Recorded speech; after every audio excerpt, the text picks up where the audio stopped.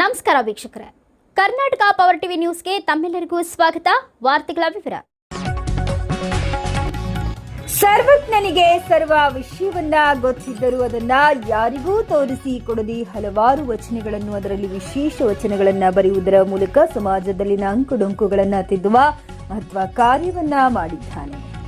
ಸಮಾಜದಲ್ಲಿಯ ಡಂಬಚಾರ, ಅರ್ಥವಿಲ್ಲದ ಪೂಜೆ ಇವುಗಳ ವಿಷಯ ಕುರಿತು ಉತ್ತಮವಾಗಿ ಮತ್ತು ತೀಕ್ಷ್ಣವಾಗಿ ತನ್ನ ತ್ರಿಪದಿಗಳಲ್ಲಿ ತಿಳಿಸಿದ್ದಾನೆ. ಶಿವನ ಬಗ್ಗೆ, ಗುರುವಿನ ಸ್ಥಾನದ ಬಗ್ಗೆ, ಜಾತಿ, ಮಡಿ, ಮೈಲಿಗೆ ಬಗ್ಗೆ ತಮ್ಮ ವಚನಗಳಲ್ಲಿ ಜನರಿಗೆ ಮನಮುಟ್ಟುವಂತೆ ಸರಳವಾದ ರೀತಿಯಲ್ಲಿ ತಿಳಿಸಿದ್ದಾನೆ. ಮನೆಯಲ್ಲಿ ಹಿರಿಯರು ಹೇಗಿರಬೇಕು, ಕುಟುಂಬದಲ್ಲಿ ಹೆಣ್ಣು ಮಕ್ಕಳಿಗೆ ಗೌರವ ಕೊಡಬೇಕು, ಸಜ್ಜನರ ಸಂಘದಿಂದ ಆಗುವ ಲಾಭಗಳ ಕುರಿತು, ಜೊತೆಗೆ ಹೆಂಡಾಸರಾಯಿ ಸೇವನೆಯಿಂದ ಕುಟುಂಬದ ಮೇಲೆ ಆಗುತ್ತಿರುವ ಹಾನಿಗಳ ಕುರಿತು ಬಹಳ ಮಾರ್ಮಿಕವಾಗಿ ತಮ್ಮ ತ್ರಿಪದಿ ವಚನಗಳಲ್ಲಿ ತಿಳಿಸಿದ್ದಾನೆ. ಸಂಸಾರದಲ್ಲಿ ಸುಖವಾಗಿ ಇರಬೇಕಾದರೆ ಯಾವ ವಿಷಯಗಳನ್ನ ಪಾಲನೆ ಮಾಡಬೇಕು ಮತ್ತು ಸಾಲವನ್ನು ತೆಗೆದುಕೊಂಡಾಗ ಇರುವ ಮನಸ್ಸು ಕೊಡುವಾಗ ಏಕೆ ಇರುವುದಿಲ್ಲ ಎಂಬುದನ್ನು ತನ್ನ ತ್ರಿಪದಿಗಳಲ್ಲಿ ಅರ್ಥಪೂರ್ಣವಾಗಿ ತಿಳಿಸಿದ್ದಾನೆ. ಕನ್ನಡ ಸಾಹಿತ್ಯದಲ್ಲಿ ತ್ರಿಪದಿಗಳಿಗೆ ಶಾಶ್ವತವಾಗಿ ಸ್ಥಾನ ಕಲ್ಪಿಸಿ ಕೊಟ್ಟ ಶ್ರೇಯಸ್ಸು ಸರ್ವಜ್ಞ ಕವಿಗೆ ಸಲ್ಲುತ್ತದೆ. ಈ ಕವಿಯ ವಚನಕಾರ ಪರಂಪರೆಗೆ ಸೇರಿದವರಾಗಿದ್ದು ಆಧ್ಯಾತ್ಮಿಕ ವಿಷಯಗಳನ್ನ ಸರಳಗನ್ನಡದಲ್ಲಿ ವಿವರಿಸಿದ್ದಾರೆ. ಧರ್ಮ, ಅರ್ಥ, ಕಾಮ, ಮೋಕ್ಷ ಜೊತೆಗೆ ಮೂಢನಂಬಿಕೆ, ಕೆಟ್ಟ ಸಂಪ್ರದಾಯ ಅಂಶಗಳನ್ನು ಬಹಳ ಅರ್ಥಗರ್ಭಿತವಾಗಿ ತಮ್ಮ ತ್ರಿಪದಿಗಳಲ್ಲಿ ತಿಳಿಸಿದ್ದಾರೆ. ಆಶುಕವಿ ಎಂದೇ ಪ್ರಸಿದ್ಧಿಯಾದ ಸರ್ವಜ್ಞನು ಹಲವಾರು ವಚನಗಳನ್ನು ರಚನೆ ಮಾಡಿ ಸಮಾಜದ ಅಂಕುಡೊಂಕುಗಳನ್ನು ತಿದ್ದುವ ಮಹತ್ವ ಕಾರ್ಯವನ್ನ ಮಾಡಿದ್ದಾನೆ. ಸರ್ವ ವಿಷಯದ ಬಗ್ಗೆ ವಚನಗಳ ರಚನೆ ಮಾಡಿದ್ದರಿಂದ, ತ್ರಿಪದಿಗಳಲ್ಲಿ ತಿಳಿಸಿದ್ದರಿಂದ ಆಡು ಮುಟ್ಟದ ಗಿಡವಿಲ್ಲ, ಸರ್ವಜ್ಞ ಹೇಳದ ವಿಷಯವಿಲ್ಲ ಎಂದು ಹೇಳಬಹುದು. ರಾಯಚೂರು ತಾಲೂಕಿನ ಸರ್ಕಾರಿ ಪ್ರೌಢಶಾಲೆ ಉಡಮಗಲ ಖಾನಾಪುರದಲ್ಲಿ ನಡೆದ ತ್ರಿಪದಿ ಕವಿ ಸರ್ವಜ್ಞ ಜಯಂತಿಯ ಕಾರ್ಯಕ್ರಮದಲ್ಲಿ ಭಾವಚಿತ್ರಕ್ಕೆ ಮಾಲಾರ್ಪಣೆಯ ನಂತರ ಶಾಲಾ ಕನ್ನಡ ಕಲಾ ಶಿಕ್ಷಕರು ಹಾಗೂ ಕನ್ನಡ ಸಾಹಿತ್ಯ ಪರಿಷತ್ತಿನ ಜಿಲ್ಲಾ ಸಹ ಕಾರ್ಯದರ್ಶಿಯಾದ ಡಾಕ್ಟರ್ ದಂಡಪ್ಪ ಬಿರಾದಾರ್ ಮಾತನಾಡಿದರು. ಶಾಲಾ ಮುಖ್ಯ ಗುರುಗಳು ವೀರೇಶ್ ಅಂಗಡಿಯವರು ಮಾತನಾಡುತ್ತಾ, ನಮ್ಮ ಶಾಲೆಯ ಕನ್ನಡ ಕಲಾ ಶಿಕ್ಷಕರಾದ ಬಿರಾದಾರ್ ಸರ್ ಅವರು ಸರ್ವಜ್ಞನ ವಚನಗಳನ್ನು ಬಹಳ ಮಾರ್ಮಿಕವಾಗಿ, ಅಷ್ಟೇ ಅರ್ಥಗರ್ಭಿತವಾಗಿ ಹೇಳಿ ಅವುಗಳ ವಿಷಯದ ವಿವರಣೆಯನ್ನ ಮನಮುಟ್ಟುವಂತೆ ತಮ್ಮೆಲ್ಲರಿಗೂ ತಿಳಿಸಿದ್ದಾರೆ. ಜೊತೆಗೆ ಅವರು ಮಕ್ಕಳ ಮೂಲಕ ವಚನಗಳನ್ನು ಹೇಳಿಸಿ ಅವರ ವಿಚಾರವನ್ನ ತಿಳಿದುಕೊಳ್ಳಲು ವಿದ್ಯಾರ್ಥಿಗಳಿಗೆ ಸಹಾಯ ಮಾಡಿದ್ದಾರೆ. ಇವರು ಯಾವುದೇ ಒಂದು ಜಯಂತಿ ಇದ್ದರೆ ಅದನ್ನ ಸಂಪೂರ್ಣ ಸಿದ್ಧತೆಯನ್ನ ಮಾಡಿಕೊಂಡು ಬರುತ್ತಾರೆ. ವಿದ್ಯಾರ್ಥಿಗಳೇ ಸರ್ವಜ್ಞನ ಪ್ರತಿಯೊಂದು ವಚನಗಳನ್ನು ತಾವು ಅರ್ಥವಾಗಿ ಅಭ್ಯಾಸ ಮಾಡಿ ತಿಳಿದುಕೊಂಡು ನಮ್ಮ ಜೀವನದಲ್ಲಿ ಯಶಸ್ವಿ ಕಾಣಿರೆಂದು ಹೇಳಿದರು. ಈ ಸಂದರ್ಭದಲ್ಲಿ ಶಾಲಾ ಶಿಕ್ಷಕರಾದ ಪಾಂಡುರಂಗ ದೇಸಾಯಿ, ವೀಣಾ ಕುಲಕರ್ಣಿ, ಶಿವಲೀಲಾ ನಫೀಜಾ, ಅಂಜುಮಾ ಸಾವಿತ್ರಿ ಸೇರಿದಂತೆ ಇನ್ನಿತರರು ಉಪಸ್ಥಿತರಿದ್ದರು. ಕುಮಾರಿ ಚಂದನಾ, ಮನುಶ್ರೀ, ಭಾವನಾ, ಪೂರ್ಣಿಮಾ ಸರ್ವಜ್ಞ ವಚನಗಳನ್ನ ಹೇಳಿದರು. ಶಾಲಾ ಸಿಬ್ಬಂದಿ ನೀಲಕಂಠ ಕಾರ್ಯಕ್ರಮ ಸಿದ್ಧತೆ ಮಾಡಿದನು. ಈ ಸಂದರ್ಭದಲ್ಲಿ ಶಾಲಾ ವಿದ್ಯಾರ್ಥಿಗಳು ಉಪಸ್ಥಿತರಿದ್ದರು.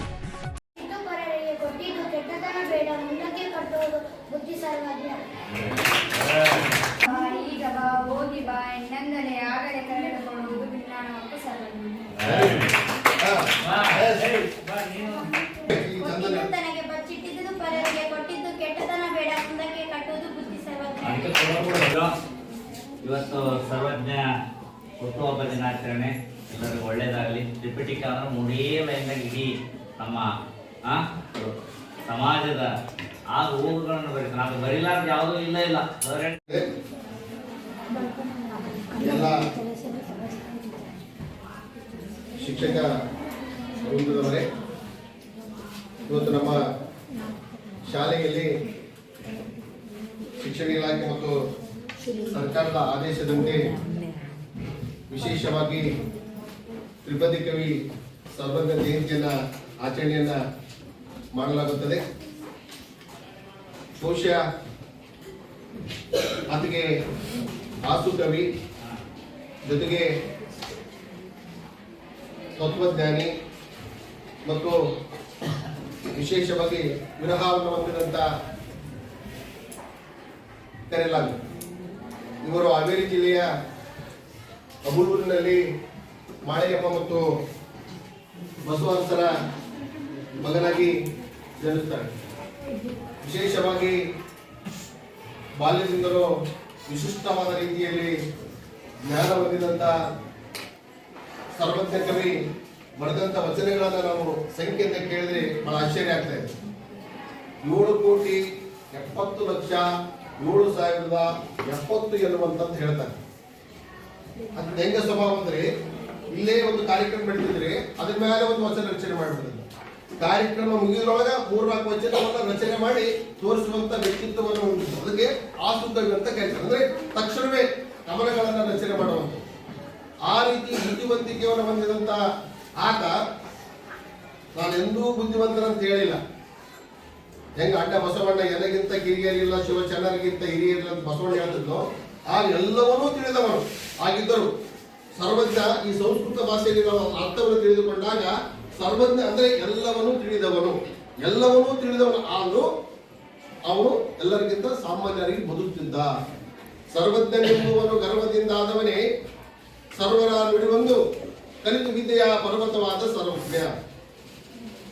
ಸರ್ವಜ್ಞ ಕೇವಲ ಒಂದು ಧರ್ಮ, ಜಾತಿ, ಜನಾಂಗ ಈ ಅಂಶಗಳ ಕುರಿತು ಅರ್ಥ, ಕಾಮ, ಮೋಕ್ಷ, ಧರ್ಮದ ಅಂಶಗಳನ್ನು ಕುರಿತು, ಜೊತೆಗೆ ಆಡಂಬರ, ಮೂಢನಂಬಿಕೆ, ನಂಬಾಚಾರದ ಕುರಿತು ಇವುಗಳನ್ನು ಕುರಿತು ಬಹಳ ವಚನಗಳನ್ನು ರಚನೆ ಮಾಡುವುದರ ಮೂಲಕ ಸಮಾಜದ ಅಂಕು ಡೊಂಕುಗಳನ್ನು ತಿದ್ದಿದಂತ ವ್ಯಕ್ತಿ.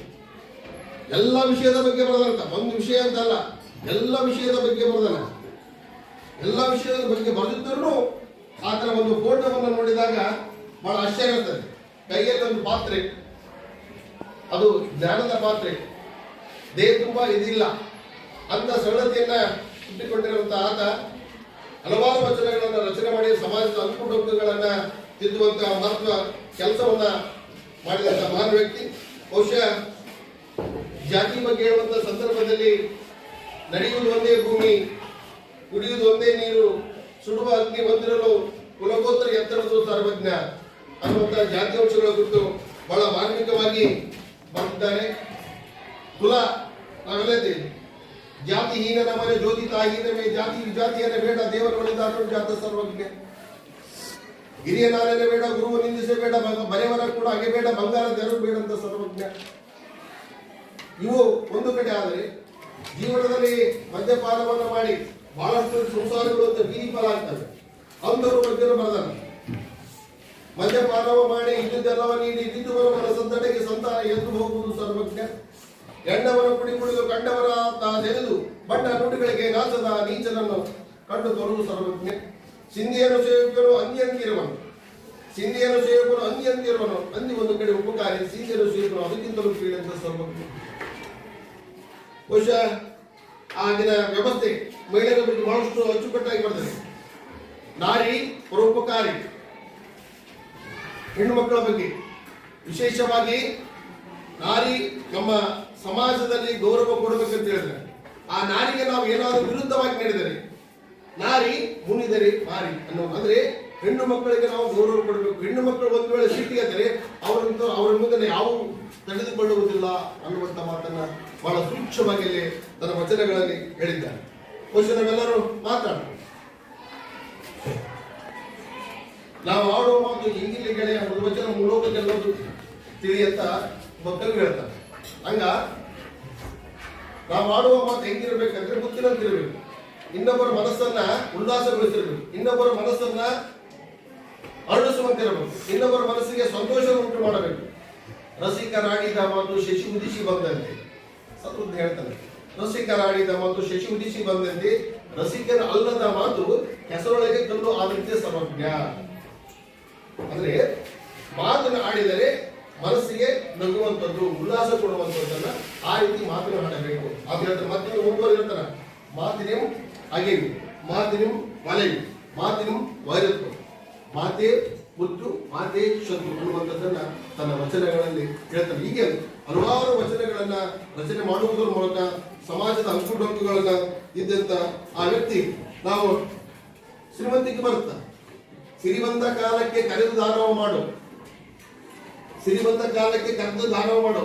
ಬಡವನಿದ್ದಾಗ ಎಲ್ಲ ದೇವರು ನೆನೆಸ್ತೀವಿ ನಾವು. ಸಿರಿವಂತ ಸಂಪತ್ತು ಬಂದಾಗ ಎಲ್ಲರಿಗೂ ದಾನ ಮಾಡು. ಅದಕ್ಕೆ ಹೇಳ್ತಾರೆ, ಕೊಟ್ಟಿದ್ದು ತಲೆಗೆ ಬಚ್ಚಿಟ್ಟಿದ್ದು ಮಲರಿಗೆ ಕೊಟ್ಟಿದ್ದು ಕೆಟ್ಟಿತನೆ ಬೇಡ, ಮುಂದೆ ಕಟ್ಟುವುದು ಬುದ್ಧಿ ಸರ್ವಜ್ಞ. ಇದ್ದಂತೆ ದಾನ ಮಾಡಬೇಕು, ಒಳ್ಳೆ ಕೆಲಸ ಮಾಡಬೇಕು. ಆ ಮಾಡುವುದು ಮುಂಬರುವ ನಮ್ಮ ಜೀವನದ ಅಂತಿಮ ಕಾಲದಲ್ಲಿ ಅದು ನಮ್ಮ ತೋರಿಸಿಕೊಟ್ಟು ಹೀಗೆ ಹಲವಾರು ವಚನಗಳ ರಚನೆ ಮಾಡುವುದರ ಮೂಲಕ ಸಮಾಜ ತಿದ್ದುವಂತ ಕೆಲಸವನ್ನ ಮಾಡಿದ್ದಾನೆ. ಬಹುಶಃ ನಾವು ಬಹಳಷ್ಟು ಜನ ಸಾಲವನ್ನು ತೆಗೆದುಕೊಳ್ತೀವಿ, ನಾವು ಆತ್ಮೀಯವಾಗಿ ಏನೋ ಓದ್ಕೊಂಡು ಸಾಲವನ್ನು ತೆಗೆದುಕೊಳ್ಳಾಗ ಭಾಳ ಮಾಡಿಸ್ತಿರ್ತೀವಿ. ಬಾರಿ ಒಳ್ಳೆ ನೀವು ಹಂಗಾರೆ ನಿಮ್ಮ ಮನೆ ಹಿಂಗಾರೆ ನಿಮ್ಮ ಮನೆ ದೊಡ್ಡದ್ರಿ ಇಂಥ ಮನೆ ಎಲ್ಲಿ ಸಿಗದ್ರಿ ಯಾವಾಗ ದುಡ್ಡು ಇಸ್ಕೊಳ್ಳಾಗ.